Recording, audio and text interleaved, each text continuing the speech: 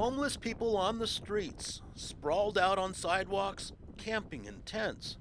These are just the ones we see. But a successful response to homelessness should also include those living in temporary shelters, as well as the ones struggling to remain in their homes.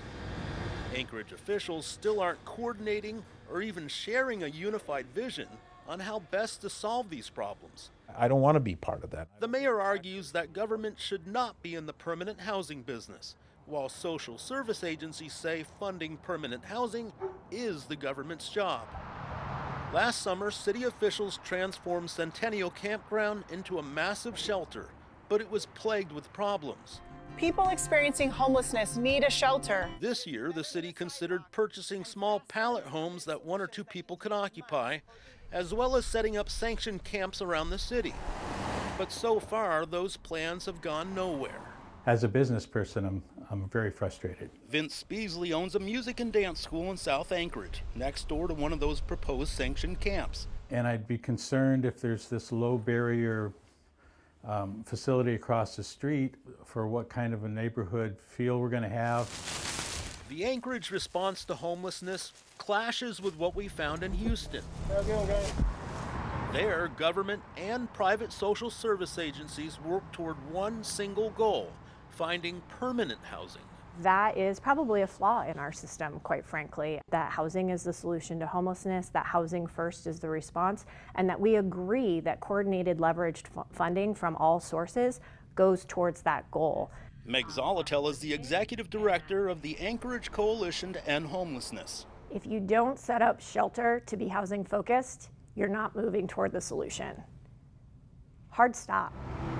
Like Anchorage, Portland, Oregon has also struggled to focus their efforts. The city turned to Los Angeles for possible solutions. In LA, officials contract with Urban Alchemy, a group that manages several villages composed of tents and tiny homes. As somebody who's benefiting from them, what would you say? Reporter Adrian Thomas from our sister station KPTV in Portland traveled to LA to learn more about their program. Carrie Bell is the site director for Urban Alchemy's Lincoln Safe Sleep Village in Los Angeles. She gave us a tour of the site, which is similar in size and structure to what will be in Southeast Portland. The majority of Urban Alchemy's staff are formerly incarcerated or have experienced homelessness. The group says this is a unique approach to providing homeless services, giving formerly incarcerated people a second chance at a career and creating more personable relationships with those living in the sites. Carrie Bell says this helps ease the tension with people fresh off the Los Angeles streets. I was drug addicted. I was homeless, I was incarcerated. So when I have these conversations with our guests here, they understand I'm coming from where you're at.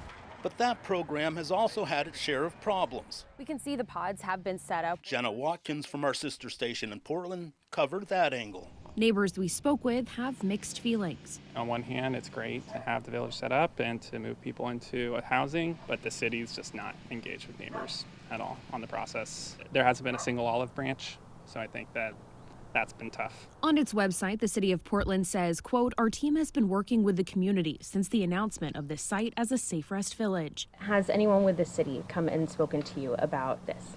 No. Urban Alchemy contends its system works, claiming they don't even need security guards because the guests follow the rules. But their program is not a solution to permanent housing.